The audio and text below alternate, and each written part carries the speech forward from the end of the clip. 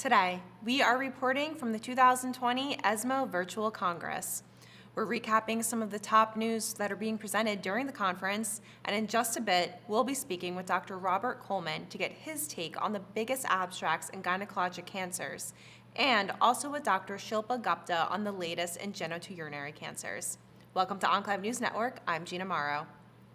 In renal cell carcinoma, results of the Phase 3 Checkmate 9ER trial showed that the combination of nivolumab and cabozantinib was found to double progression-free survival and objective response rates, and also significantly improve overall survival compared with sunitinib in patients with advanced disease who have not received prior treatment.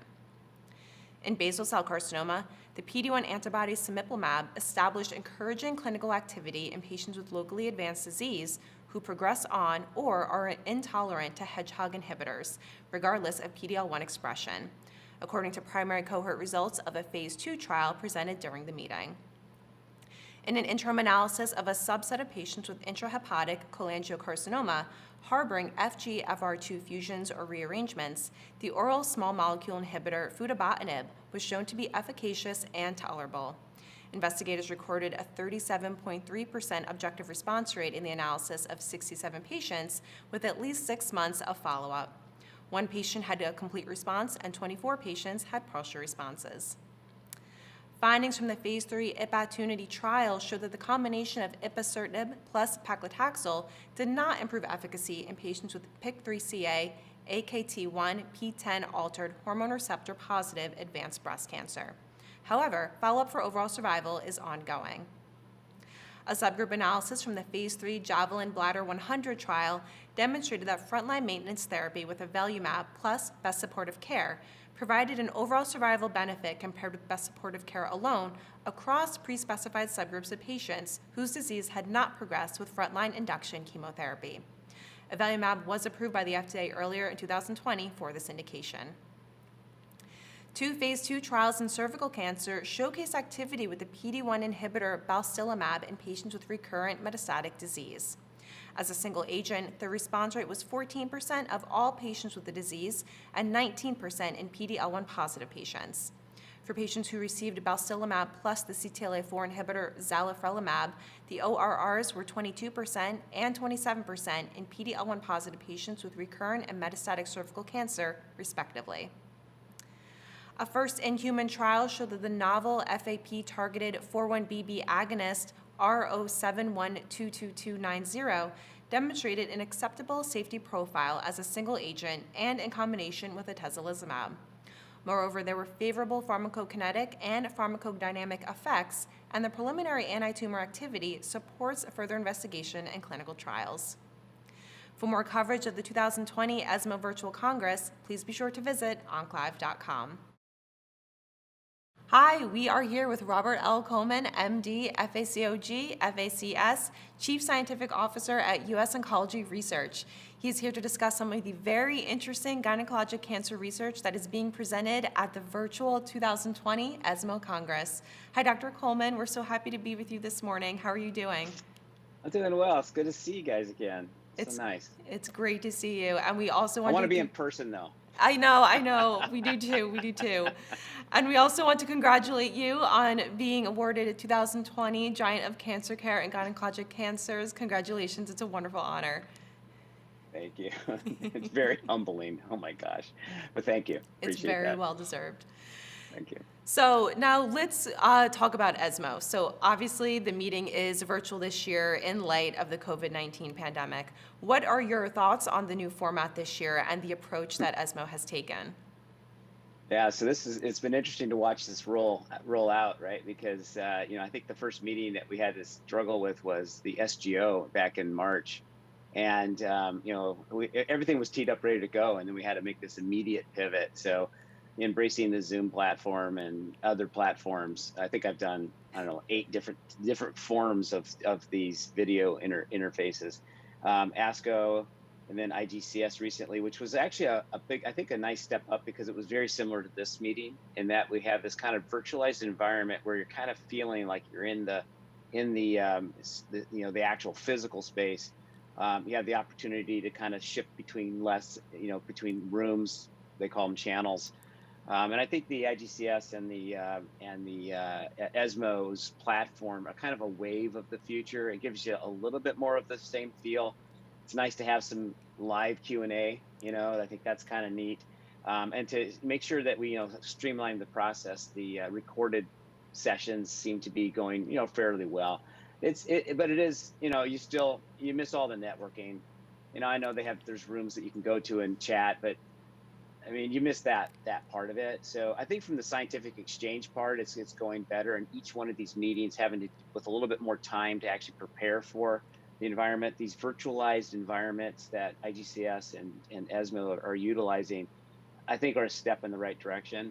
But yeah, so it's as good as we could probably do under the circumstances. Yes, and I did see a lot of people on Twitter as well talking about the virtual booth and being able to ask questions right there with some animated people. So it's definitely getting very creative as time goes on. Exactly. Good. So let's talk about some of the gynecologic cancer research that's being presented this year. What would you define as the biggest studies that were being talked about? I think that there's been several really important studies that were coming. I think the one that most of us were waiting for was the Imagine 50 3015 frontline trial with Atezo Bev in ovarian cancer. I think that was our big hope for a win this year. We kind of got the wind taken out of our sails because the company released by a press release that it didn't meet its primary endpoint. So that was disappointing, but it's still a very big study and a very important concept. So I think that's it's notable and it's going to be informative. So still waiting, still be really interesting to see how we utilize that information going forward. Again, I have to admit and admire the global contributions to research in the gynecologic cancers. This year, seeing some nice studies in endometrial cancer and cervix cancer, which typically don't get a big spotlight, in a national meeting. It's usually focused around ovary, and various, surgical studies. So I think there were nice components of each of those in this meeting. And so I think the TV, the tisotumab vedotin phase 2 trial is a nice big trial. Not that I'm presenting it, but it's actually a nice single arm, cervical cancer trial, some immunotherapy trials to confirm some previous work, some endometrial immunotherapy trials, some endometrial novel therapeutics. We have the CDK4/6 inhibitor, the Paleo Trial that's out there. And actually, I want to make a shout out to David Spula and his team running the node positive radical hysterectomy. It was a huge retrospective study. But it's one of those things that we've always struggled with, and we just haven't had the horsepower to actually address that question. I think that his study kind of put a definitive nail in the coffin in this double kind of approach of how to treat node positive patients. So there weren't a lot of positive trials, but there's some really important negative trials. So it's nice to see. But the fact that GYN is being represented on this global scale is always a positive. So me, I'm half glass full kind of guy. I know I could get accused of that. So I think these are lots of important information that's coming. And you make a great point. Just because they're negative trials, they're still very important. We get a lot of great information from them. And I want to go back into the actually Imagine 050 trial. You talked a little bit about that earlier. We are going to get more results from that later on in this meeting. But could you kind of speak to the design of that trial and why a study like this is so important? Yeah, those are really good questions. So the design of the trial was very straightforward, which is nice. So, keep it simple, right? So this was trying to augment the efficacy that we saw with GOG 218 and Icon 7, which was paclitaxel carboplatin and bevacizumab in newly diagnosed ovarian cancer patients. And as we saw last year at this meeting, lots of activity in looking in the maintenance space. And so the real, carrot for these studies is that they treat during the chemotherapy and then also have a component in the maintenance setting. And so what this trial did was to combine atezolizumab, which is an immune checkpoint inhibitor, with bevacizumab to see if it could augment the effect of essentially those previous two trials. So, with 218 and GOG 218 and ICON 7, you'll add if evaluated the efficacy of adding bevacizumab to chemotherapy backbone, and this trial was then looking at the addition of atezolizumab, or the immune checkpoint inhibitor, to bevacizumab backbone. And so very important, study, and I think it was trying to capitalize on, emerging data that there is probably some relationship between the tumor microenvironment of anti-VEGF-A targeting and immune checkpoint response. It's obviously ovarian cancer has been a struggle looking at the efficacy of immunotherapy. So this was an important concept to look at whether or not chemotherapy and the role of bevacizumab could actually augment the immune response. And to be honest with you, earlier this year, we had a similar styled trial in a different tumor type that was positive. So we were very hopeful that this trial would be would turn a positive signal for for our patients. So so importantly, we heard that it did not meet its primary endpoint of progression-free survival.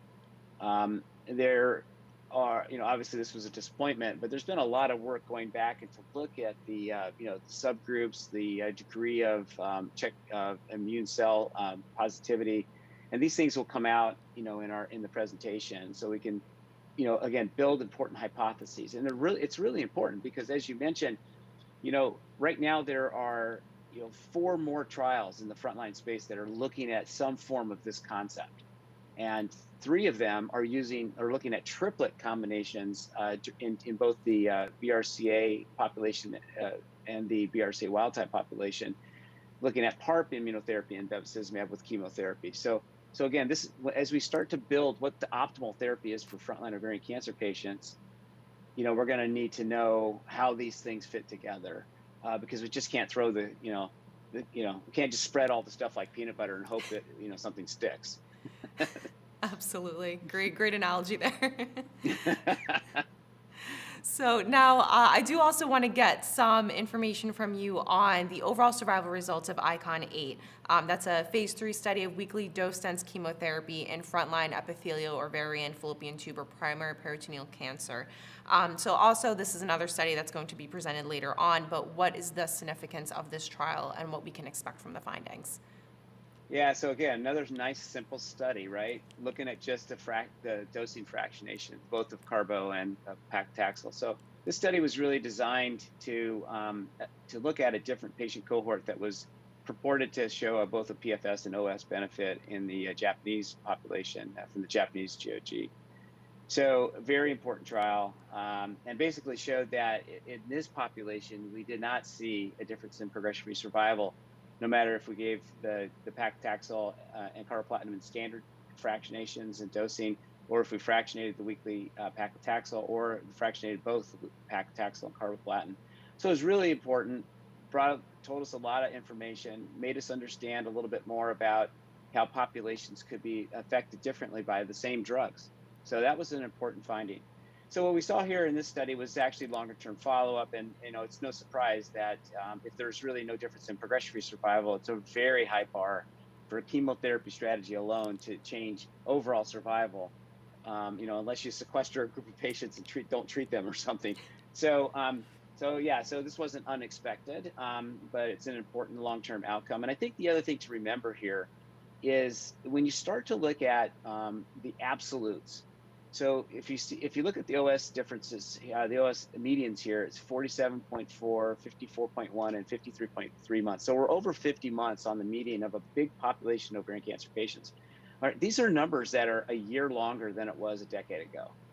Okay, so many people don't realize this, but if you look at the actual prevalence of ovarian cancer today compared to 15, 16 years ago, it's about 40,000 more patients. So what that means is that we are keeping patients alive a lot longer and starting to show up in these trials when the overall survival is, 30, 40 months away from the progression. So if you think about that, if you have this little difference at a proximal endpoint and you have to wait 4 years to get the OS lots of stuff can happen in that interval, which is great. We want to keep moving it out further and further. So what we're seeing is this creep of both PFS and overall survival with our strategy. So again, unfortunate that none of these strategies turned out to be the best, but it does mean that we don't have to do, it gives us many options. So if people aren't tolerating one regimen or the other, we're not going to lose anything by, potentially using an alternative strategy. Great points.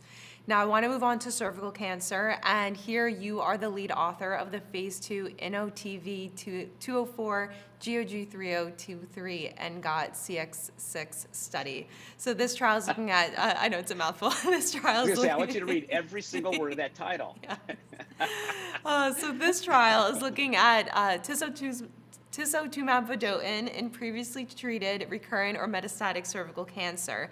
So let's discuss the rationale for this type of study, what this drug really is, its mechanism of action, and what we're able to share so far about the data. Okay, great. Thank you. This is a antibody drug conjugate that targets tissue factor. And for most people in the audience, and maybe people that aren't so familiar with oncogenesis, most people think of tissue factor as something that happens in the clotting cascade, and they're right. Tissue factor is the protein that's responsible for factor 10 conversion to factor 10A when you have an extrinsic cut. So that's what helps make the clot happen and you get a scab. So this particular process is also cannibalized by cancer cells to help them grow and invade and metastasize. So, and it's also heavily overexpressed in cancer cells as opposed to normal cells.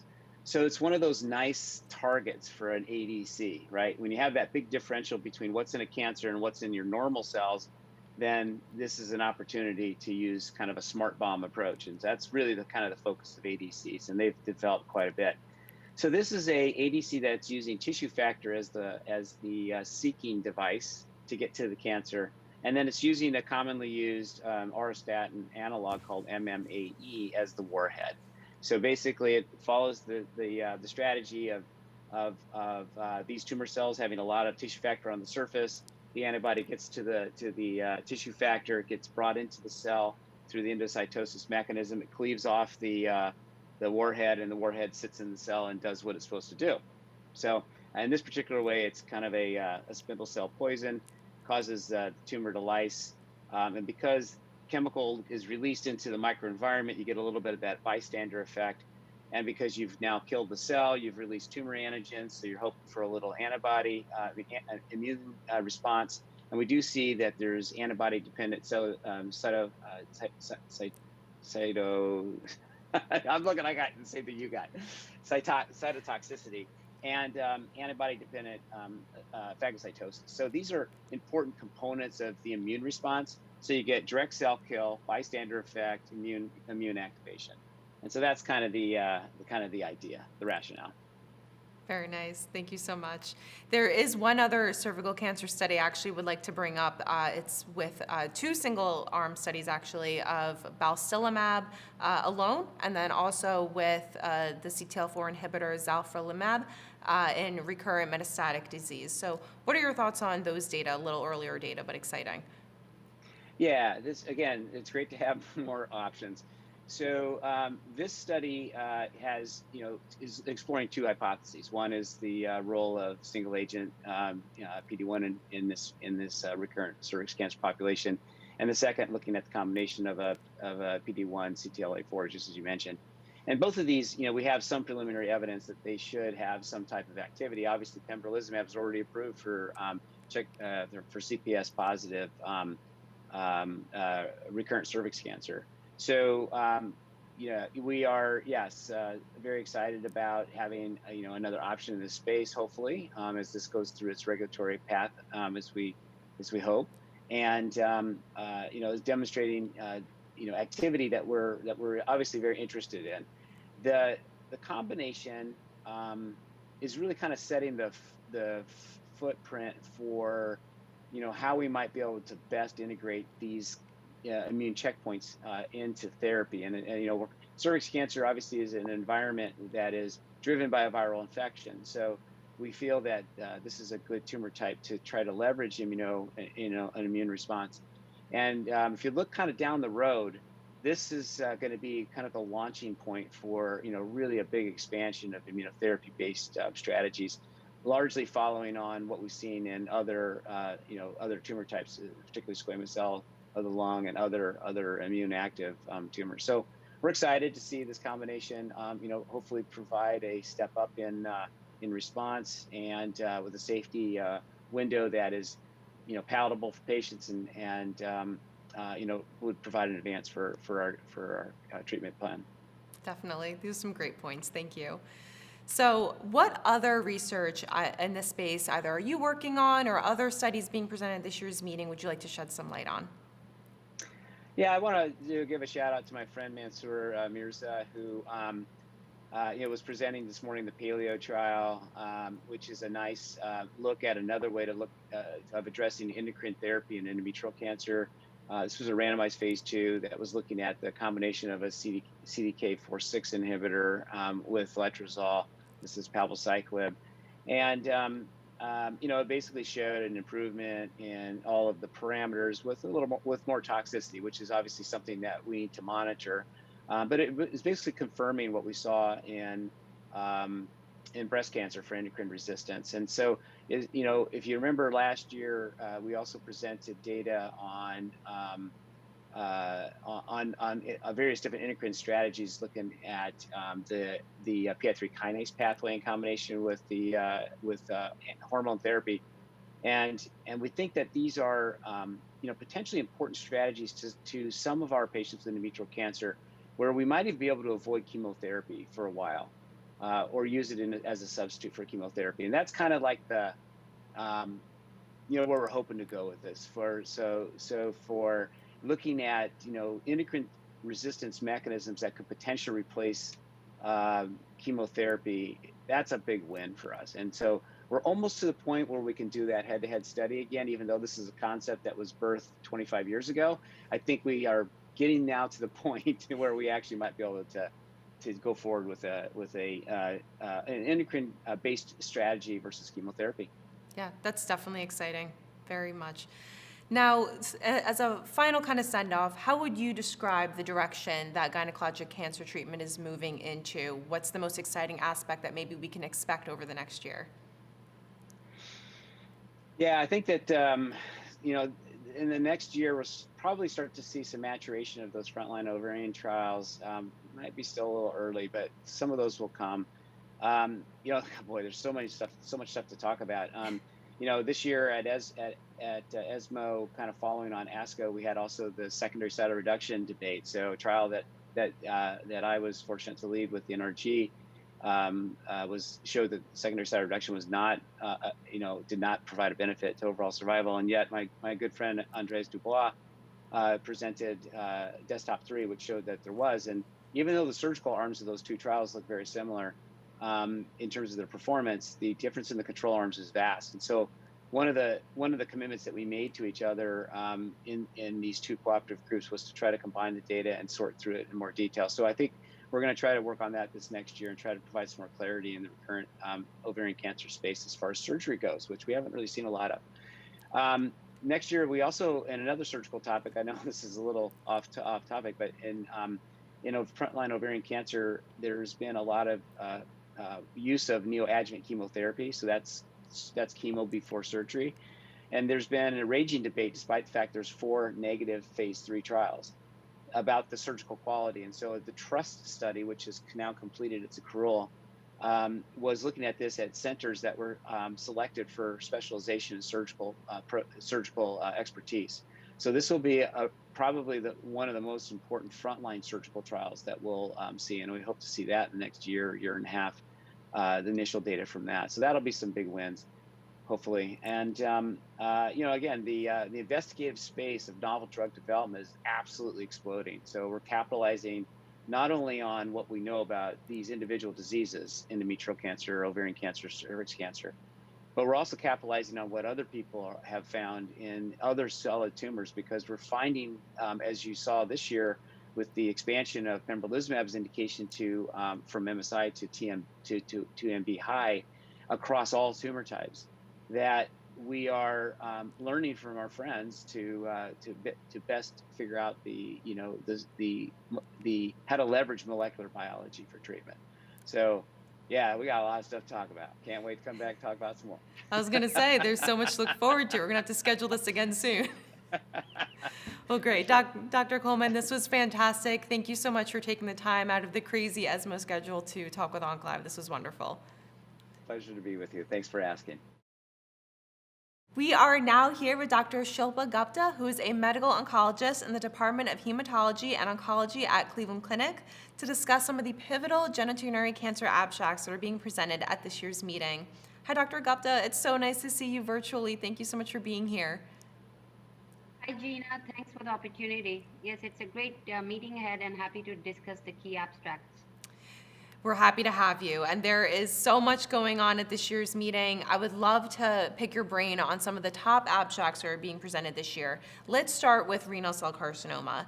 The Checkmate 9ER trial, that's a very pivotal study that we're hearing about, the embargo is lifting today, looking at the combination of nivolumab and cabozantinib versus sunitinib in frontline RCC. Could you discuss these data and really what's the importance of this trial and how are we going to be able to fit in some of this type of combination with the other frontline regimens that we have available? Yeah, Gina, it's a great trial. The landscape of kidney cancer has really evolved over the last couple of years with both immunotherapy doublets and VEGF TKI and immunotherapy combinations being now approved for first-line therapy. We know that cabozantinib is approved as first-line as well as subsequent line therapy in kidney cancer. And this study is looking at first-line combination of cabozantinib and nivolumab compared to Sutent. It was a phase 3 randomized trial of about 650 patients. It enrolled patients with all risk groups. And the primary endpoint was progression-free survival. And other secondary endpoints were objective response rates and overall survival. And this study really enrolled a good mix of the population, about 22% patients with favorable risk, 57% were intermediate risk, and 20% patients with poor risk who were randomized to nivolumab and cabozantinib versus sunitinib. And it showed that the primary endpoint was significantly improved with the combination at around 16.6 months versus 8.3 months with sunitinib, which is really remarkable. And the other endpoints were met too. And the treatment was well tolerated across the combination, and there was no new toxicity signals that were seen. Great. And how do you think that this regimen is going to now fit into, or could potentially fit into a landscape where there's other immunotherapy and TKI combinations that are available? Yeah, that's really a very important question. With every new regimen being approved, we have to really see our choices and where to best use the data, because the cabozantinib was a very effective therapy we were going to as a second or subsequent line if patients had immunotherapies in the first line.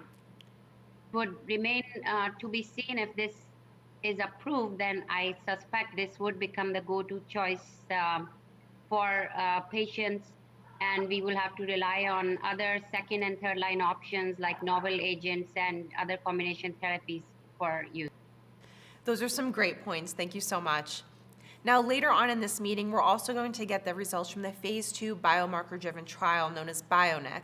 This study is looking at the combination of nivolumab and ipilimumab or VEGFR TKI in treatment-naive kidney cancer. What's the importance of this study?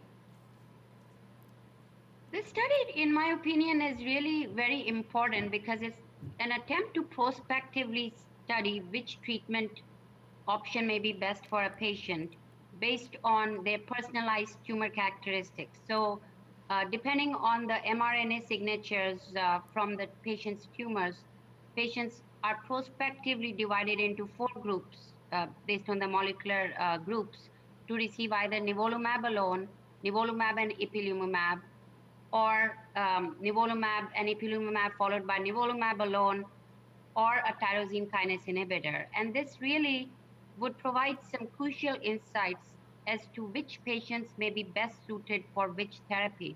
Right now, as you know, we blindly use the therapies without really knowing whether patients are going to respond or not. And I think this study will be a big step in the right direction to design more biomarker-driven trials in kidney cancer. That's perfect. Thank you. Now, I would also really like to get your thoughts on the longer follow-up that we're seeing with Checkmate 214 with frontline nivolumab and ipilimumab in RCC. So what do you think that we're going to be able to know now with these further data? So we'll see the 4-year follow-up data from the Checkmate 214 study. As you know, in the previous updates, the combination of ipilimumab and nivolumab continues to show superiority over sunitinib.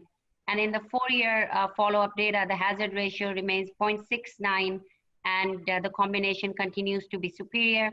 In the subgroups, according to the IMDC criteria, those with intermediate and poor risk disease had survival benefit, but there was no difference in those with favorable risk, which has been consistent all along. So this is really very, very important to see such long follow-up data from these studies. Thank you so much. Those are some great points. Now, I'd really like for us to move on to bladder cancer. We're getting some subgroup analysis data of the Javelin Bladder 100 study with avelumab plus best supportive care as frontline maintenance therapy in patients with advanced urothelial cancer. So could you perhaps provide some background to Javelin Bladder 100 and what do these newer data tell us across these pre-specified subgroups? Javelin Bladder 100 is the first study to show in a phase 3 setting that avelumab and best supportive care was better than best supportive care in metastatic urothelial cancer patients who received first-line gemcitabine cisplatin or gemcitabine carboplatin and did not progress. As you know, this was recently approved by the FDA for these patients, and the publication just came out in the NEJM. At ESMO, what we are now going to see is the subgroup analysis based on whether the responses were different depending on what chemotherapy patients received, or depending on the PD-L1 status, ECOG performance status, and presence of visceral metastases. And across all the subgroups, the benefit of avelumab and best supportive care was favored. So the study is really of key importance and is based on the level 1 evidence now, the standard of care in the United States. And since we've had this approval, I believe in June is when avelumab got this indication, what would you say has been the impact of the approval in this setting on clinical practice? I think we are now offering it to our patients. It's a great regimen to be offered. The only difference with this immunotherapy is the frequency. It's every 2 weeks compared to some other immunotherapy agents. So it's a discussion with the patient on the pros and cons of choosing to go on it. But based on the data, I think we need to offer it to every patient who qualifies. Great. Thank you, Dr. Gupta. Now, we're also getting the final results later during this meeting of cohort 1 of the phase 2 Trophy U01 study, which is examining the antibody-drug conjugate sacituzumab govitecan in metastatic urothelial cancer that has progressed after platinum-based therapy and checkpoint inhibitors. So what would you say is going to be the importance of these findings? What can you share about the trial so far? Yeah, we saw the data from the phase 1/2 study earlier with this antibody-drug conjugate, and it was pretty impressive data because the patients who are heavily pretreated with platinums and immunotherapy don't have a lot of options. And enfortumab is now approved for those patients, but we still have room to have therapies which can act in a different manner. In the earlier study, we saw around 31% objective response rates in this heavily pretreated population. And the Trophy U01 is a phase 2 trial, which is again evaluating the anti-tumor activity of the antibody-drug conjugate sacituzumab. And we will see the data in this larger trial to see where it may fit in moving forward. And a phase 3 trial is ongoing with this agent. So really good to see more options coming in this later lines. Absolutely. Now, the phase 3 Danube trial of first-line durvalumab with or without tremelimumab compared with standard chemotherapy in patients with unresectable, locally advanced or metastatic urothelial carcinoma is another trial that's being talked about. Now, we did already know that the trial had a negative readout, but can you explain the full data in greater detail, perhaps. So this was around 1,000-patient trial looking at combination of durvalumab and tremelimumab versus tremelimumab versus chemotherapy, be it gemcitabine carboplatin or gemcitabine cisplatin, as first-line therapy in metastatic urothelial cancer. Unfortunately, the study is negative, but because this was stratified by biomarkers like PD-L1 status and presence or absence of visceral metastases, that data would be really good to see in the session at ESMO. So the dual primary endpoints compared overall survival for durvalumab versus chemotherapy with high PD-L1 expression and durva and tremi versus chemotherapy in the intent to treat population. Both these were reported negative, and it would be interesting to see how we can learn from these trials, like which patients are deriving benefit in subgroups to better design trials moving forward. Definitely. Now, there are obviously tons of RCC and bladder studies that are being presented at this year's Congress. What are some other research that you would like to highlight, maybe some other ones that you're involved with that you'd like to share? Yeah, I think another trial that we are looking forward to the data is the Keynote 361 trial. As you know, that's the other first-line trial in metastatic urothelial cancer where pembrolizumab combined with platinum-based chemotherapy versus pembrolizumab versus chemotherapy. This was a trial that was reported to be negative.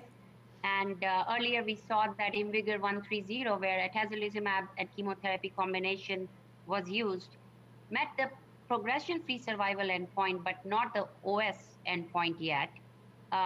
This study was a surprise to see this being negative on both PFS and OS endpoints, and it would be interesting to see what the analysis shows.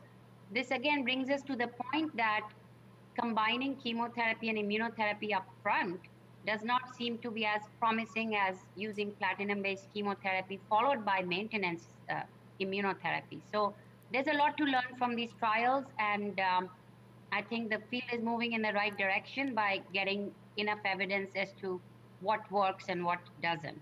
I would like to highlight that we are presenting at ESMO a poster on looking at effect of antibiotics on the efficacy of immunotherapy in metastatic urothelial cancer. This has been looked at in other cancers like melanoma and kidney cancer, whether antibiotics via modulation of the microbiome has a positive or a negative effect on immunotherapy. And this is the first data to our knowledge, and we show that in around 120 patients that we studied, patients who received antibiotics did not have any different outcomes than those who didn't during the course of their treatment with immunotherapy. So this is another area of interest for patients being treated with immunotherapy. And this is just a preliminary data we have. This is very interesting. Dr. Gupta, thank you so much for sharing such great insight with us here during the ESMO meeting. We really appreciate you taking the time out of your crazy schedule. Thank you, Gina, for the opportunity, and enjoy the rest of the ESMO meeting. Yes, thank you. You as well. That's all for today. Tomorrow on OncLive News Network on location, we'll speak with Dr. Scott Tagawa to get perspectives on other studies being presented in genitourinary cancers, and Dr. Stephen Liu to get the latest ESMO abstracts in lung cancer. Thank you for watching OncLive News Network. I'm Gina Morrow.